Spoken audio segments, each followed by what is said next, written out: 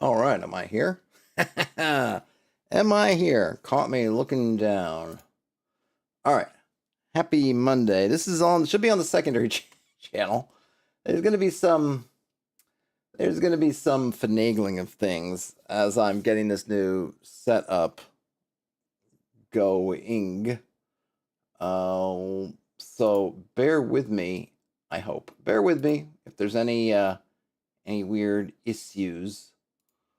Any weird issues, hopefully it gets sorted out. Yeah, it's Monday, right? It is Monday. It is the legend. And it's been an interesting weekend. I saw Wicked on Saturday. That was fun.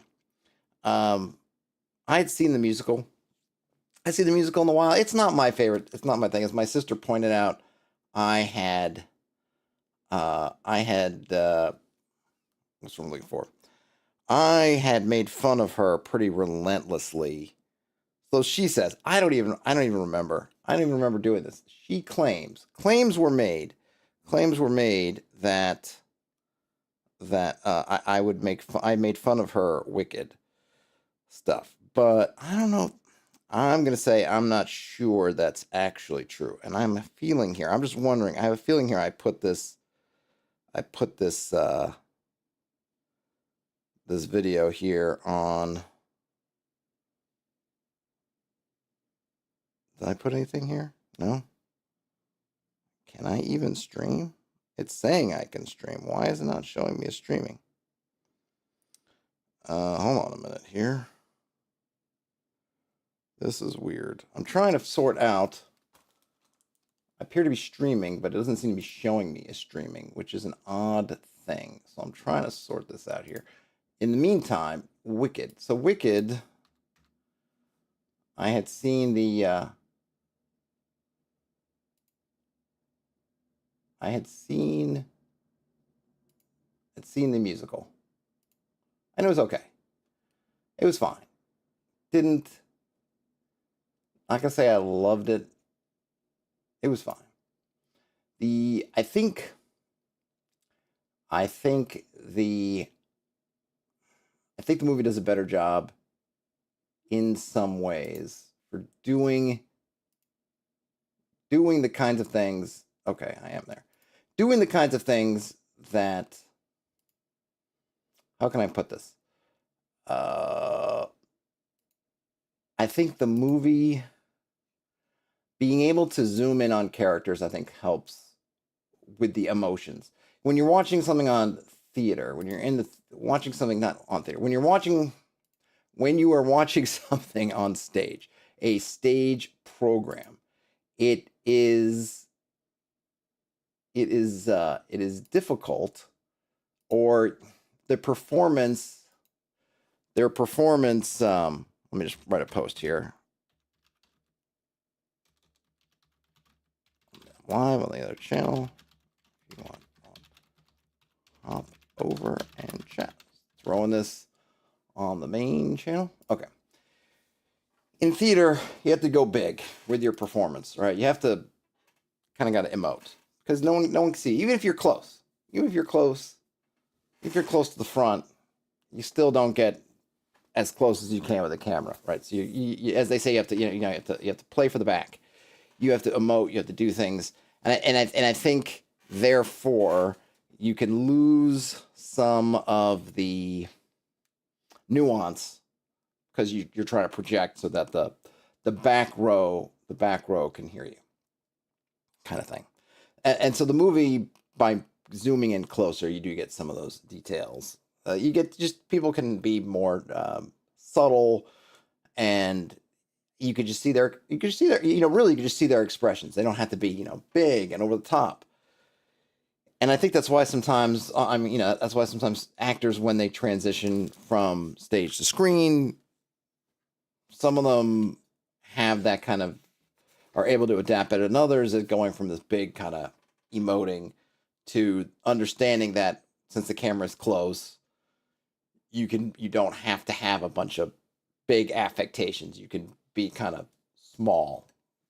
If I don't know, small is probably not the right word. Subtle.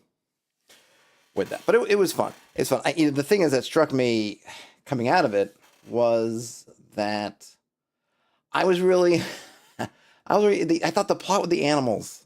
I don't remember thinking this when I saw the musical. I thought it was interesting. It makes me want to read the book. I'm not sure. I don't think the Wicked book is for me. I don't really want to read it, but I kind of want to read it because I think this thing with the animals actually could be, to me, was like, wow, I think that's kind of a neat thing. And I'm always, I'm usually, when you see these shows, things like that, I always think of like, well, what kind of gamey stuff do you have? What would I like to explore if I was making a game sort of thing? And sure, the rise and fall of a couple of these different witches, and one, which is a whole other interesting bit with the two witches, and not so much in the story, which I think is a good one, is one of those. I'm not gonna say it's a stereotype, but it's not it's a well explored idea of the two friends who take different paths, and sometimes it's tragic, and sometimes it's heroic, and sometimes it's both. When these different friends kind of diverge into different directions or end up having to go against each other, this is a thing that shows up in lots of kind of movies and things like that, right? Using the two witches is interesting because you're doing it in this Oz, and you're flipping the idea of Glinda.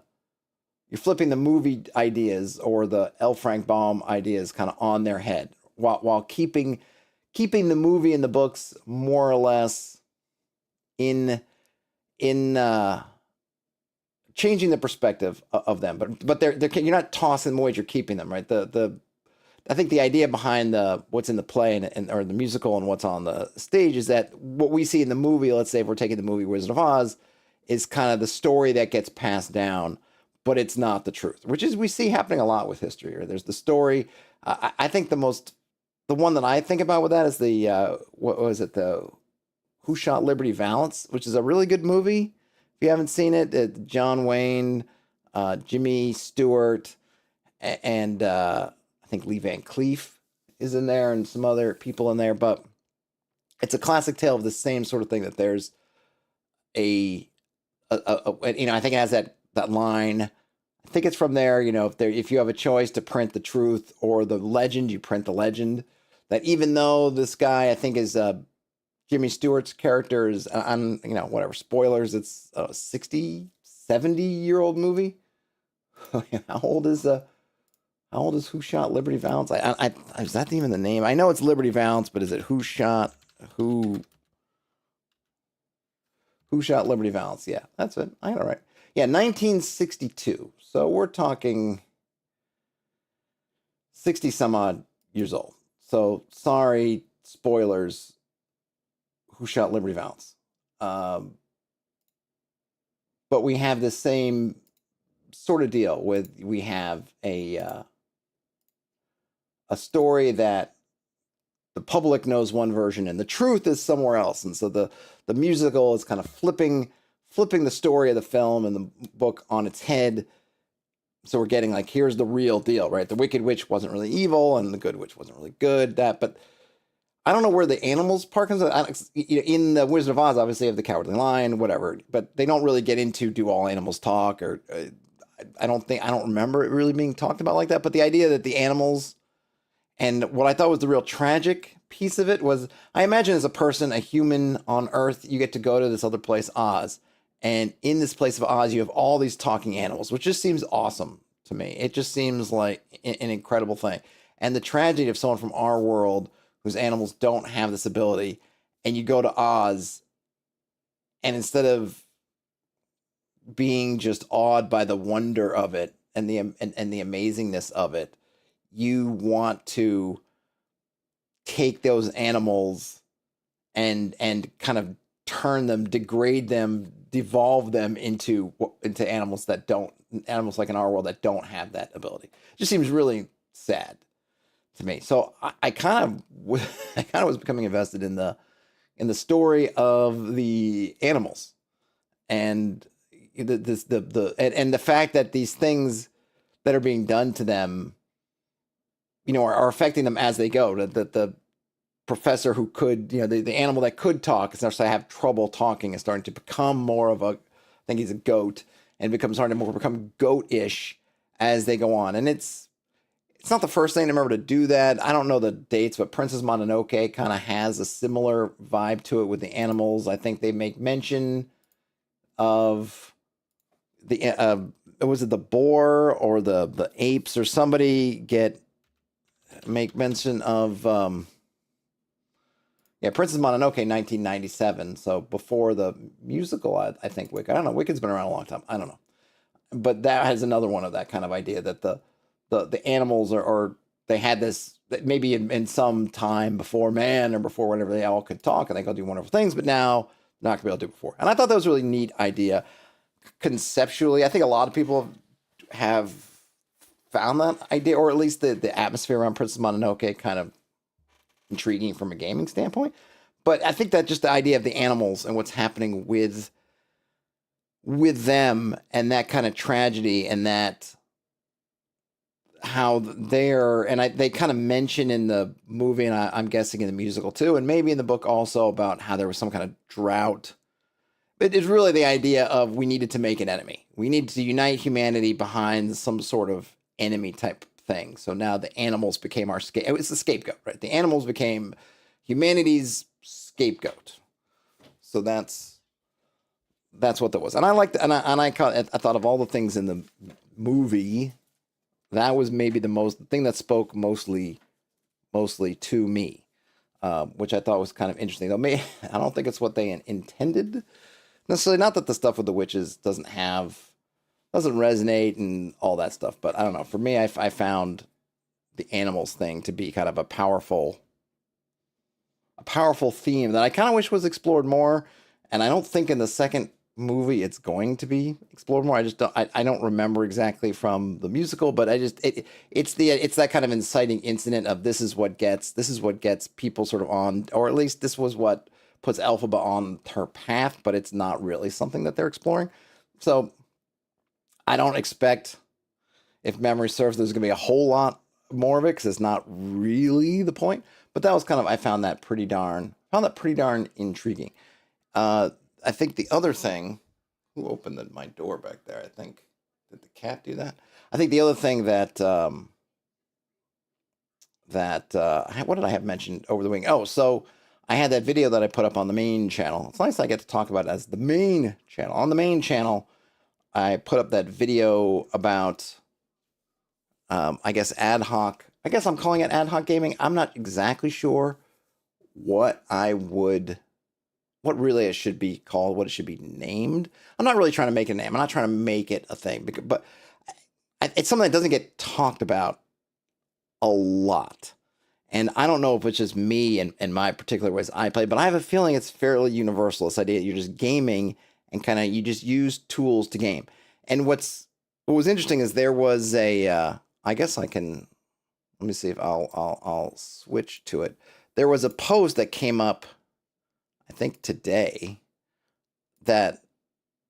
or yesterday, I guess. Here, let me, while I switch over here, hold on a second. Bloop, bloop, bloop. There we go. Found this post. Posted on, now I admit I will still go on to Reddit and check out what's going on. So I just refuse to post anything there because of the enshittification. I've just decided I don't want to post anything there anymore. And this is what is this? Some peach strawberry spindrift for the working man. This is posted by Click Rush 12 hours ago. So sometime on Sunday, or I guess, well, no, sometime 4:30 this morning, Eastern time, somewhere thereabouts. Pretty interesting thing. And I it was interesting, I guess, doubling. Well, I'll read it and then we can discuss. So, titled PC, I See a Trapdoor. Here's something interesting that happened in a recent one-shot. One of my players, a complete newbie to tabletop role-playing games, said that he found a trapdoor in a room they were exploring. The room was planned to have stairs, so it wasn't a big deal, and I rolled with it. But somehow I find it interesting to think about the implications of that. For him, it seemed natural and completely okay to sort of generate a bit of content without me, the GM, explicitly asking. On one hand, I love the idea, specifically because I am interested in emergent gameplay and content, but I always thought of it as being decided by random generation, or at least as a specific prompt from the GM. Don't know what to make of it yet. There's something there, but I'm not sure if it's a gold nugget or a turd. And then and I posted a short about this earlier because it's just frustrating to me that you see some folks have some kind of interesting responses, but then you have someone saying, well, they should just go play a narrative or story driven RPG, which is not really helpful. Because how does that help? And I say that like, well, what does that mean? So he's playing in this person's game. This person's GMing some game, presumably an OSR game, though they don't say what game it is. So telling them, well, that you just send that player off to play a different game is not. No one's going to do that. Who's going to do that? It just that's like a non-starter as a suggestion. And some other folks say something, but then of course you've got, where are they? Again, sounds like story games is more up this player's alley. It's like, okay, but again, that's not really, I don't feel like they're really engaging with what's going on. And then, of course, this person, this is totally inappropriate for OSR, which I love. Or just someone saying, no, you didn't, which is funny. But again, I don't find it particularly fruitful. I think the thing is with this here, and it ties in, which I was going over in that other video, which I will link to, and I'll connect to this, is that often when we were playing, and I don't play as much of these ad hoc kind of games anymore, simply because just habits have changed. So when I lived a long time ago, I lived in Texas, I would hang out with the same group of folks all the time, pretty much. So it was a friend group and gaming group who were basically, all one and the same. So we might go see a movie and then we go hang out at a bar, do whatever. So we could be out doing something and then just, maybe it's boring or whatever, like I mentioned in the video, and just say, hey man, you want to go, you feel like gaming? Cause we could just game right now because nothing's going on. And we go, yeah. And then because you don't have stuff ready and we didn't have drive through and these other things where you just grab stuff, you just start gaming with what you have. And then because we don't have any material, we're just pulling material basically out of thin air. The idea that a player could suggest something and the GM might then use that suggestion as the impetus to add or potentially add something to the world. We would never have put it like that's in another game system that we don't play. Like, I don't know if anyone's ever done that. I've never been at a table with someone and they're like, no, stop, don't do that. That's not OSR, like in the middle of the game. I don't know who does that. But it was always like, okay, because we didn't have something else, right? If you look at it, like there's some kind of order of operations of, okay, we got a map and everything. Great, we go with that. And then we don't have these things and you get down to a certain point. Like, well, I only have a vague idea of what I saw in a movie or what's just in my brain, and I'm not sure. Let's roll with it. So the idea that you might be in that kind of situation, I could have seen in a game where and I think my example was like looking for a Jeffries tube and kind of an aliens type encounter of like, oh, you're in this kind of hangar bay and someone says, hey man, I want to look for a vertical Jeffries tube to get down. And I don't know whether there's Jeffries tubes. It makes sense that there might be. So I roll some dice and figure it out. That's not really different than this. Now this player apparently just declared there is a trap door. Okay. And a lot of systems, most systems I don't think just don't have that element. And someone would probably say, no, there is a system that does. I think all the systems that I'm aware of have some kind of role or there's some kind of something attached to it where it's not just just pure shared world building that you go, there's a trapdoor here and you say, okay, there is, right? You're spending a resource, you're making a roll, you're doing something like that. And then the results of those rolls obviously color the situation, whether it's through new obstacles or enemies being introduced or difficulties or all kinds of stuff, or you spend something like maybe in a blades type system, you might spend some kind of meta resource, which obviously has limits and has other things that they gamify it. It's gamified in some way. And, I got some good comments on the video on Friday, and some of them were, along the lines of basically like, well, I would roll dice to first determine if there is a trapdoor, and then I would roll dice for someone checking if there's a trapdoor. But to me, it doesn't really, maybe that makes it in someone's mind like, oh yeah, that makes all the difference in the world from it being story game to it being OSR. But to me, it doesn't, because you're just modulating the odds. If I were to say, well, your odds might be 1 in 6 normally, but because this was established by the fiction, I'm just basically changing the odds to 1 in 20. In other words, if I'm doing 50% of 1 in 6 or whatever, so you get 1 in 12, the order is still the player prompts something, and then we're then going to decide the world building stuff after, as determined by that player's prompt. If the player didn't prompt something, we would not be going through these steps. We enter a room and I start rolling all kinds of dice to see what the doors, secret doors, Jeffrey's tubes, all the stuff is. No, the player is making a declarative statement about an action, and that action is triggering a bit of world building, which is the same in the kind of story gamey, hey, roll 2d6 and tell me what you get. I can divide it into 2 rolls. Like I say, well, I'm going to roll d6 and then I'm going to roll another d6, but all I'm really doing is modulating the odds. It's not changing ultimately that this is a player-led, this is a player-invoked world building. There was no Jeffrey's tubes because I hadn't written them down. I hadn't suggested it. And now after the player makes that statement, we're saying, well, there might be Jeffrey's tubes. What I see is that I think often in discussions, we want to put everything in black and white. We're gonna make these hard lines. I think I said this much in the other video where you make a hard lines. This is OSR. This is story gaming, and it's like one white square and one black square, and we're in the white square and we're not in the black square, or we're in the black square and not in the white square. The colors don't matter. But what it really is there's a continuum that's a gradient from white on one side, and then slowly changing and shifting into gray to black on the other side. And our games are modulating in there because I think, as an example, it might have made more sense. I probably chose a bad example on my part. If I had chosen as my example and said, you tell the players, the party, that they enter a kitchen, and the description of the kitchen, whether in the module or whether in your notes, does not contain which particular kitchen implements are in there at the time. It's just a kitchen. Maybe it talks about major things. There's a table, some chairs, whatever. But it doesn't say there's not this or there is that. It's not giving you a full inventory of the room. And then your player goes in and goes, hey, I want to pick up a pan. This kitchen seems like it makes sense for their pan to be there. And use the GM to say, yeah, there's a pan. Well, that's your collaborative world building. It's just that the detail is small. It's the scale that's small. This example of PC, I see a trapdoor, the scale has gotten bigger, right? Now it's not just a detail, what we'd imagine. It's a whole feature, a major feature of the whole location. You're going from whatever layout to adding in this case, a trapdoor. And the person who wrote this said that, well, there are already stairs there, so I just converted that to the trapdoor, which is fine. But if it had been, that's just luck. If there had been another room, it would have been a whole new adventuring area there that they've just created out of whole cloth. But conceptually, you're doing the same thing.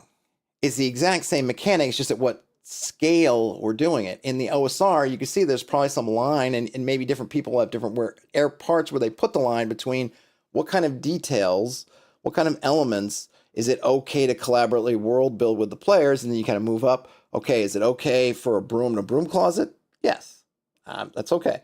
Okay for, I don't even know if a pan in a kitchen is bigger than that, but a table in the tavern. Is it okay for them to basically collaboratively build out some area of a tavern that they're in because there's a fight and they want a chandelier to swing on or something? So we didn't describe it. It wasn't written anywhere, but they want to do it. And we just go, yeah, sure. Okay, there's that. And then somewhere along the line, you go, well, is it okay for them to add a trapdoor to the room? And we go, nope, that's too far over the line. And that's totally fair. I think in my game, I would be the same way. But it also depends on what materials we have. I think in our brains, we always think about, well, I have everything. I've got my map from Dice and Logos or my module, and I have all the stuff. And that stuff is clearly marked out and does not have a trapdoor on it. Therefore, this stuff is not alterable really anymore. But what is alterable is the stuff that's not covered in the materials that I have. But we have to keep in mind that in a lot of these story games, and I mentioned Trophy Gold, so I'll continue using Trophy Gold.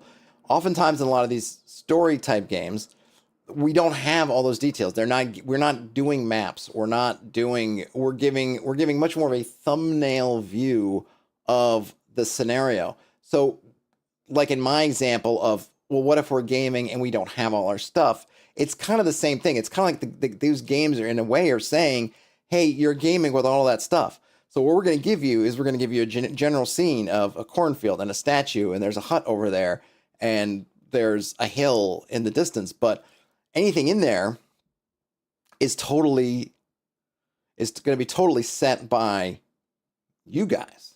You guys are going to play with that. And because we haven't made a concrete map of every square foot in this area, now you can use that gray area to add things. So if somebody wants to put a trap door in the cornfield, maybe we could talk about how there used to be a root cellar, maybe to there that was a hurricane, a tornado shelter if they were in happen to be in Kansas and we don't know it. It could be kind of anything. You can have that because those spaces are existing there. And on the face of it, that looks super anti-OSR, but I can tell you from experience that when we used to play back in the day, when we would play and we didn't have stuff, we would do that kind of thing. Not because we wanted to, not because we were making some kind of philosophical statement about our gaming preferences or some kind of story games, yes, OSR, no. I mean, those terms didn't exist back then, and it wasn't even pre-OSR, so the concepts didn't even exist. But it's just, well, we don't have that basis, and not having it allows us to be open to different ways of doing it, and that kind of common sense being a referee and saying, well, yeah, I did not anticipate for me that there would be pots and pans in the kitchen, but it makes sense. So the fact that the player brought up, I just go, yes, of course, pans in the kitchen, absolutely, go for it. The technique's the same. The players are making a declaration in action, aka I go and look for a pot or pan.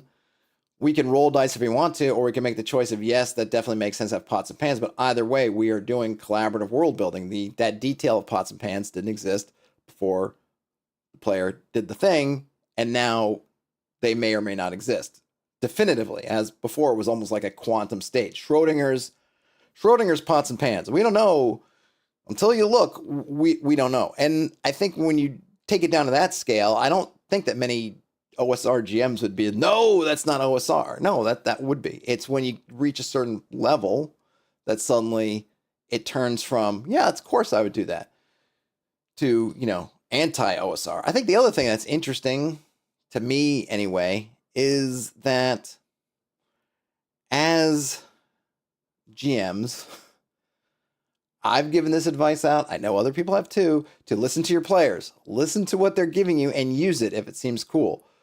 They just don't know about it, right? Oh, that seemed to be really cool. Or like, oh man, if it was the I don't know, the red hand cult that was behind that, or that they did this, that seems really cool. And I'm sitting there going, oh yeah, it is really cool because that's what it's going to be. It's the same thing, but the differences between some of this stuff, that kind of thing, and the more story game thing is that the players aren't aware of it. In the story game, these things are explicit. You do something, you're kind of collaboratively world building, whereas in the OSR, it's often framed differently. And so it hits different. It hits differently. It hits differently if you're thinking about like, okay, it's not that they're collaboratively world building, they're asking a question and making a search, and I'm going to go determine if that's there or not. Sure, but that's kind of what the other one's doing too. It's just explicitly that, no, you're getting to create this element if you succeed. Because a lot of times, again, they have resources they're using, or they're in Trophy Gold and other games, they're rolling dice. So just because you're looking for something in the cornfield, if you don't roll properly, you don't get it. So it's not like you always get to do it. And then of course there's twists and other things such and so forth, but it's all laid out explicitly. Whereas on the OSR side, it often is smaller in scale and it's implicit. It's not stated, but it's still there. And I guess I just keep sort of coming back to that kind of, but it's still there, because often to the kind of gatekeepery thing that I put in part of the title is you get these folks who just want to come in and say, it's not OSR. So like, close the book. Like, okay, we can't talk about it anymore. Sorry. So-and-so, who said it in this, who was the person in this thread that, this was our, all right, user R_K_ologist said it's, 199 at the one. Sorry, no, it wasn't him, though. He just said, no, you didn't. Oh, sorry. Butch Coffee Boy. Yep, said it's not OSR. Totally inappropriate. So, okay. Oh, hey, Jason. This is what happens on YouTube. It's hard to get messaging is hard to get across. So I created this as a secondary channel to basically do more off-the-cuff, informal things apart from the main channel, because I found that for various reasons,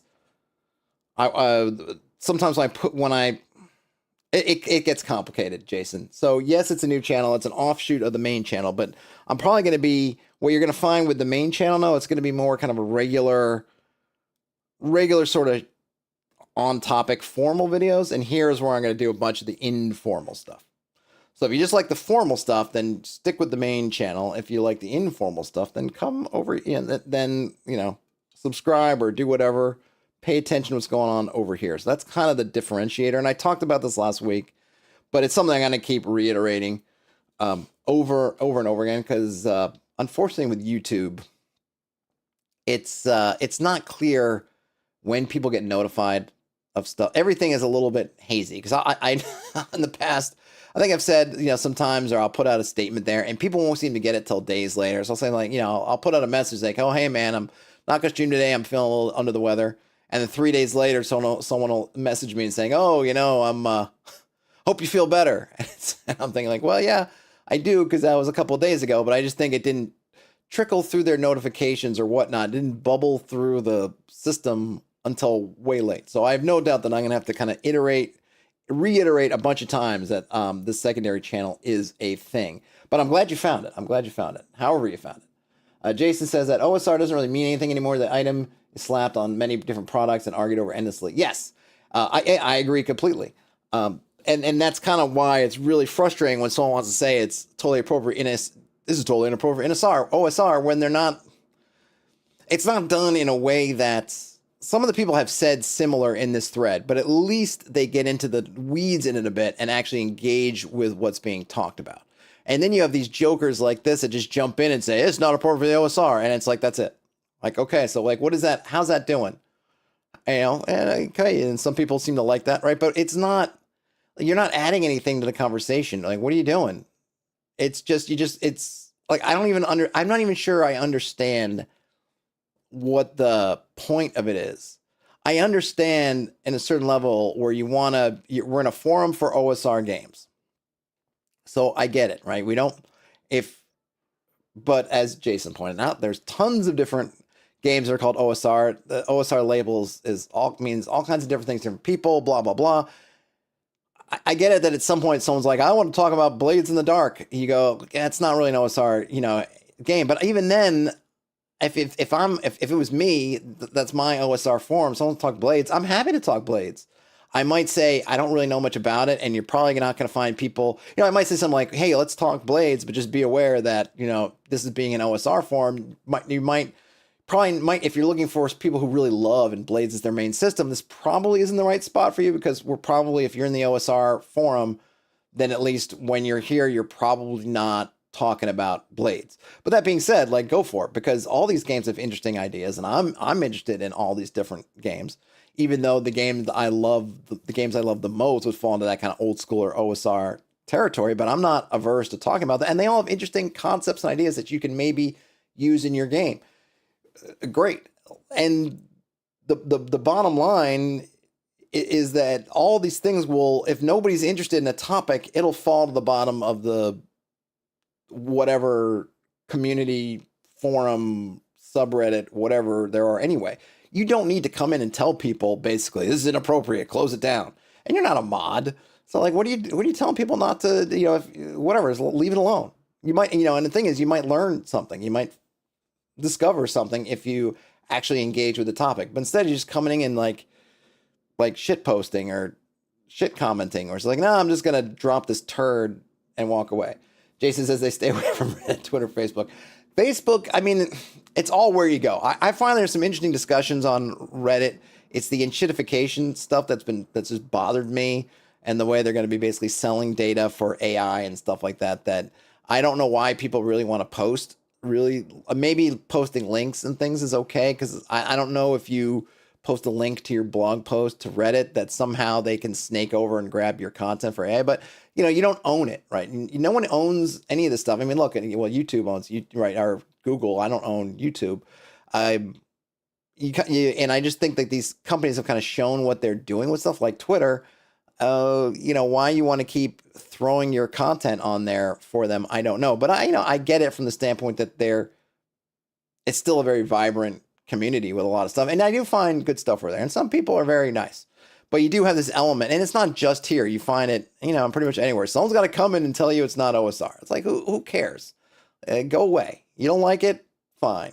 Then close up the thread. But some others of us might actually want to engage with the idea, and we don't mind. So let us do that, because it adds nothing. And again, I just question, well, what if this so and so? Sorry, who was this again?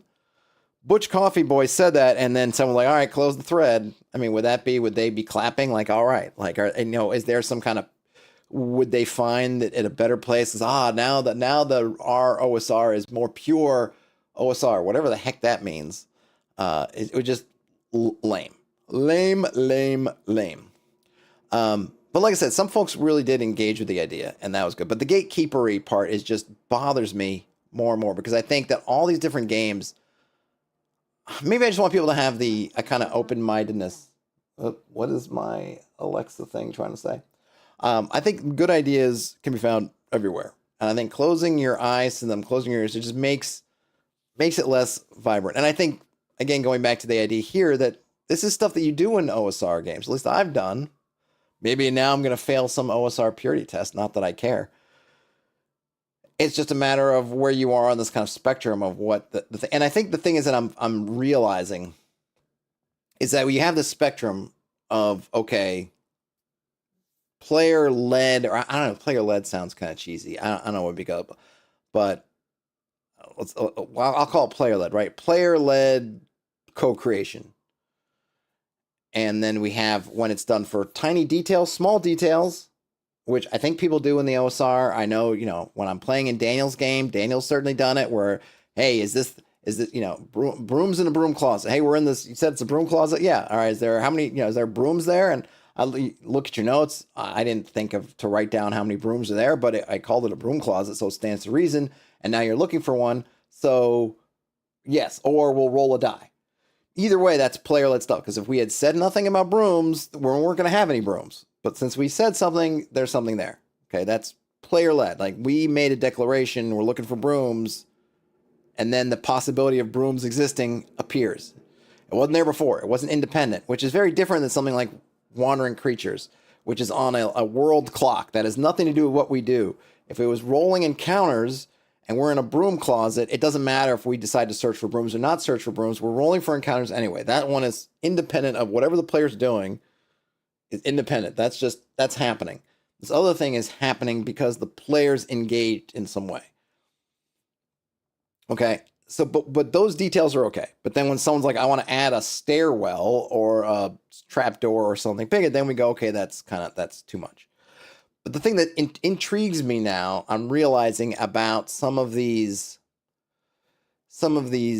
mechanics or ideas is, which is why I'm a little bit surprised in some way. I get the idea that part of the OSR thing is, the old school gaming is you're kind of in this mode of playing the adventure. You're not playing we're not crafting a narrative. I get it. But I also get, or what also appeals to me is that reaching back to how I played when I was younger and I had more time and it was gamer life or whatever, right? Where we'd want a game and we didn't have stuff, and we could do it because we could use some of these tools to make up for the fact we didn't have the material.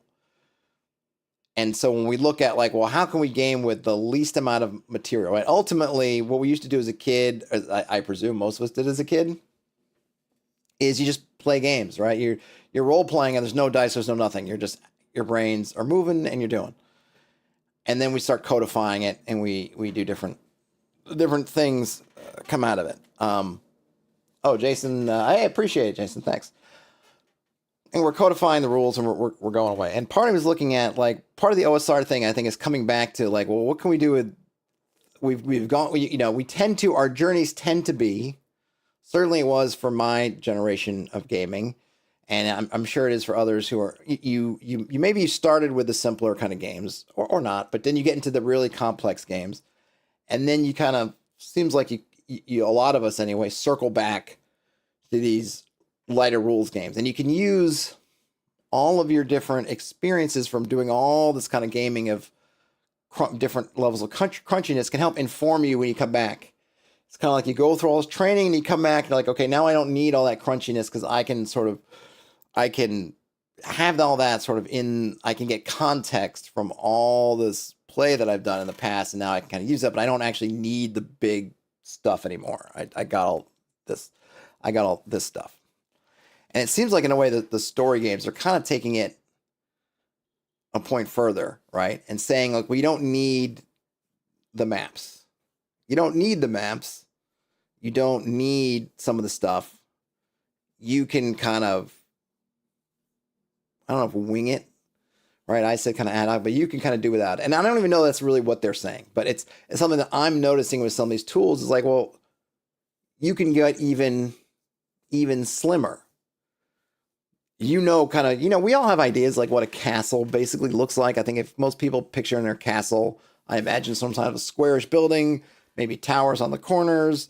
There's a big hall. There's some stairs, and they got some rooms. There's maybe a dungeon under, some kind of dungeon or cells underneath, or a root cellar or something. And right, we can kind of all imagine that. So you can think about in that kind of space, like, well, do I need the map of the dungeon? Maybe I would. Maybe I would like it. Or I could say, well, I kind of know what they look like. I think we all know what they look like. And then we can kind of riff in there. And if somebody says, hey, I want to knock a hole in my room because I think I'm next to the princess's room or something like that, and I want to, I don't know, kidnap her, shenanigans, talk to her, whatever. Or I have a portable hole and I want to throw it on the hole, right? Whatever it is. Like, okay, we can kind of just roll with it and figure it out. And so now, instead of having the brooms in the broom closet be that gray space, that kind of quantum space where we'll figure out how many brooms if it comes up, we're just now applying that to a larger area. And then you get something like what these games like Trophy Gold is doing, where the quantum area is maybe like a hex. And I don't think in games like Trophy Gold, they're not really trying to do a whole, the actual space, how many, physical distance stuff don't really matter so much. But this idea of like, okay, well now what if we just take that quantum space? So instead of saying we don't need a map for the castle, we're going to say, like, for this whole town and castle, we don't need that. We're going to go quantum for that, and we'll just figure it out as we go.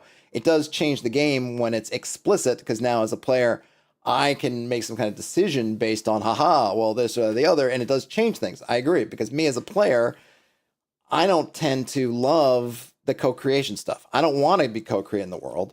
I want to play in your world if I'm playing.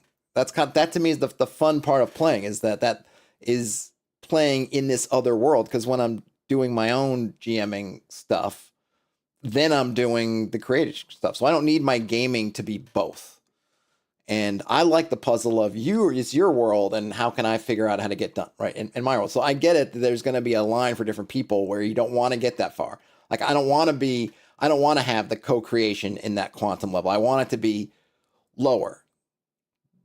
But I still think we engage with that quantum. It's like the size of the quantum fuzzy space is just bigger or smaller. And maybe that's a different way to look at it, right? And that there isn't these hard lines, like I said before, between story game, per se. And I don't even know if story games are the right phrase for it, but, whatever. And OSR, it's more of how that kind of gray area quantum zone, how big is it? Jason says the story games often aren't actually games. They're writing workshops. Using RPG material for story writing makes sense, but it's not necessarily a game at that point. I mean, I think there's lots of things. It's really about, there probably are some games that are more about that. I think it's just what is the game, right? What is the game? Because I know people like to say that, like, death is the only stakes, and death is definitely some of the higher stakes, but you can have other stakes. You can tell, you can have different sorts of experiences. I don't think it has to be this or nothing. And lots of people have fun playing games with lots of unknowns and lots of things that aren't driven by the same things as like BX or OSR type games or D&D type does. And I think there's definitely room for other things. I think some can get closer to being kind of like that. And I think those kinds of games that are closer to sort of shared writing is definitely something that people do, and some people really enjoy it. I haven't played one.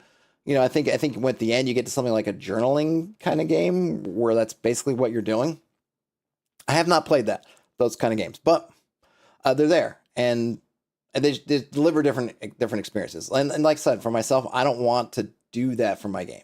It's kind of the reason why I always rebel or I don't love doing backstories, because I'm not interested in writing my own whatever. Like I want to play the game. I want to see what happens in the game. I don't care. You can, it doesn't matter.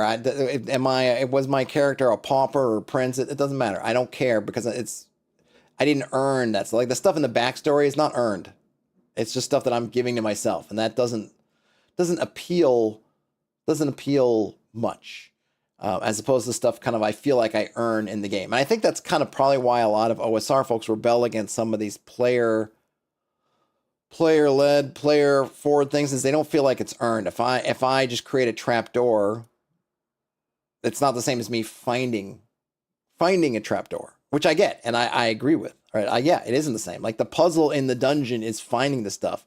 If you just invent the stuff as you go along, then it's not the same. It's just a different game. Which is probably why we start separating genres. But I think it's interesting to think about the fact that, again, there's some invisible line, you cross it, and suddenly it's okay. Suddenly it's okay to say, oh, hey, we're in the library of the Mad Mage, and I didn't write down that there were spell books in the library, and a player says, aha, well, we're in the library, and we're in a wizard's tower, right? So it stands to reason there are spell books here. I'm going to go search for spell books. And then I could just say no, because I didn't write down spell books here, but that just might have been my brain fart.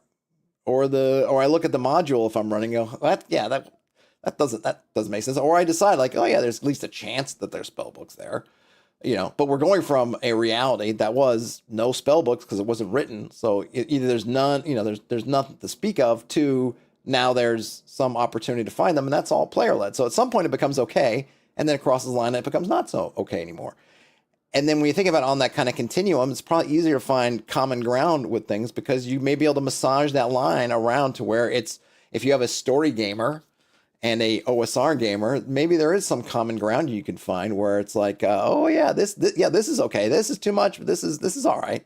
And so you can kind of find that, which I think is kind of neat. And like I said, a lot of times, not always, because there are forums that definitely get into it and people who play all sorts of different games and will combine them all together and do stuff, but it's just frustrating when you find in some of these other spaces where people are like, it's not OSR, close it, slam the door in your face. It's like, there's probably something to offer us here, even if just to think about what we're doing.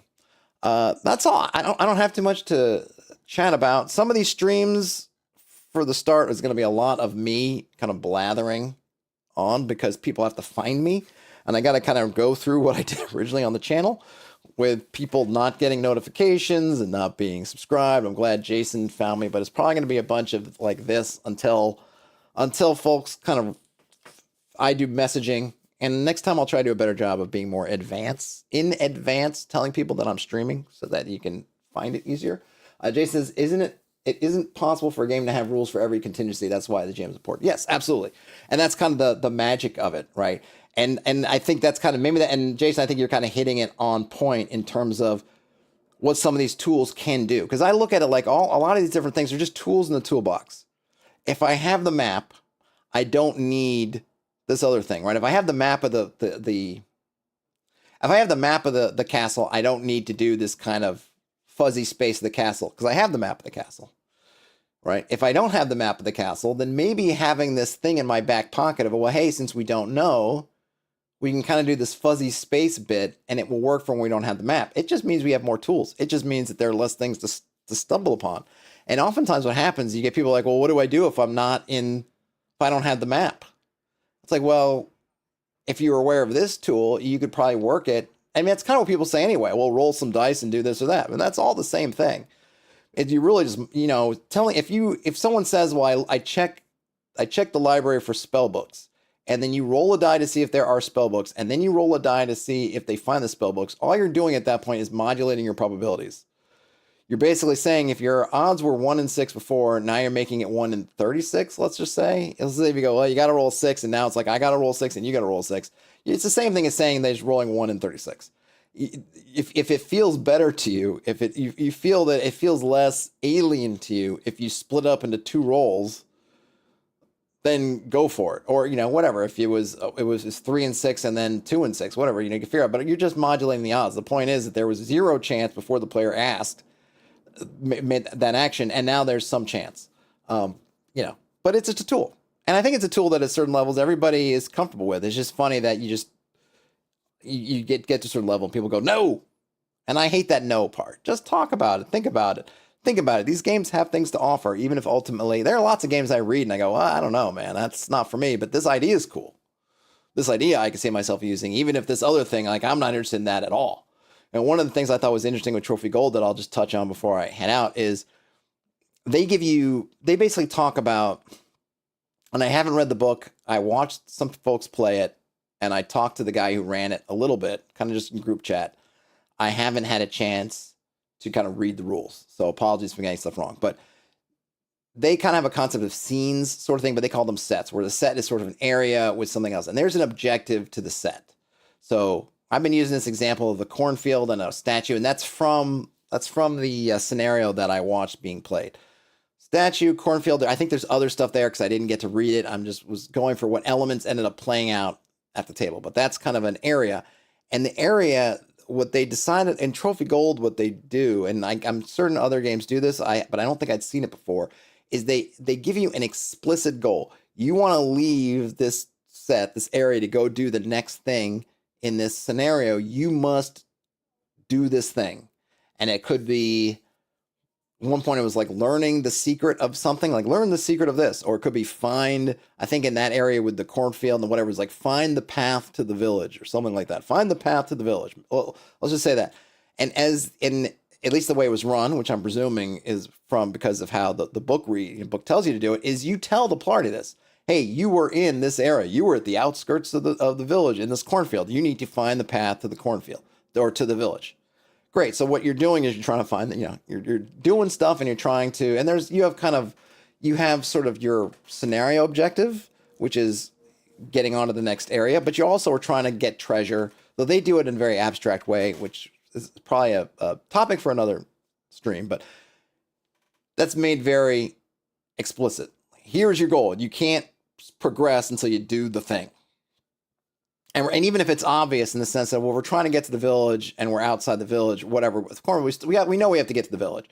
But I think the idea here is that these areas, they force you to interact with them, that you can't do the thing that sometimes happens when the party will get somewhere, look at a thing and just nope out.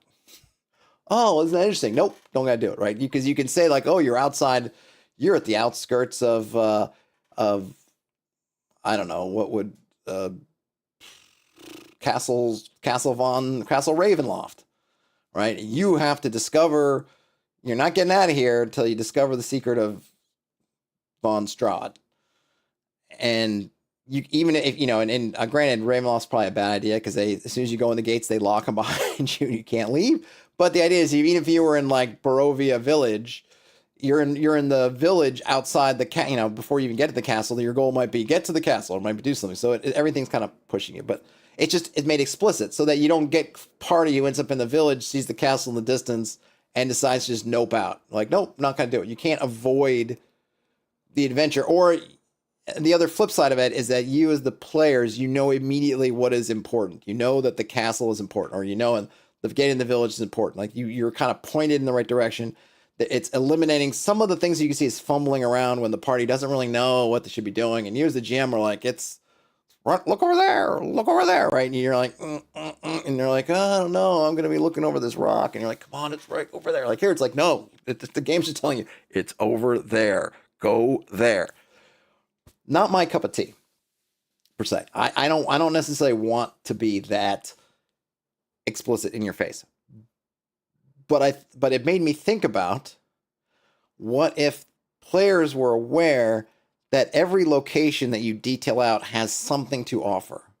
Because this is what was explained as the person who had read the game more and who had run the game had kind of said, was that what they felt like what the game was trying to apply to was kind of the stuff I said, but also the idea of, well, just generally the kind of avoidance of places. Oh, there's an interesting house over there and it's got whatever. And the player's like, yeah, no, we're going on the way. Right. And then, you as a GM are like, but there's an important clue there, and they don't get it, or they don't, because they're like, no. And this sort of pushes them to interact with these places that they might otherwise not. I thought like, well, I don't want to be that explicit, but I wouldn't mind having something in the realm of, well, every place that I described to you has something about it. It could just be a safe, not even I want to say safe. It could have a resource. It could be a place to rest. It could be any number of things. And you're not going to know what they are. I'm not going to tell you explicitly that this farmhouse is where a demon is, or this farmhouse is going to have a locket that'll protect you from a spell. I'm not going to give you all that stuff, or it's just a place you can sleep. But you will know that the places that show up have value. And you can decide whether you want to explore and take on the risk to find that value or not. But I'm not just going to have houses that are essentially there to be set dressing that have nothing, which I think you find sometimes. Oh, okay, it's a farmhouse. Well, we go to the farmhouse, nothing in it. Okay, another farmhouse, nothing in it, right? I don't kind of and I was going to make a video about this, so I'll probably, if you'll probably see this on the main channel, kind of a heightened reality of saying, you know what? If I tell you there's a farmhouse there, you don't have to go to it. But it's not just a farmhouse just to be there like a two-dimensional set design. It's gonna be something, and then it might just be you can make friends with the farmer, and then you could sleep there, and you'll be safer than sleeping out in the fields.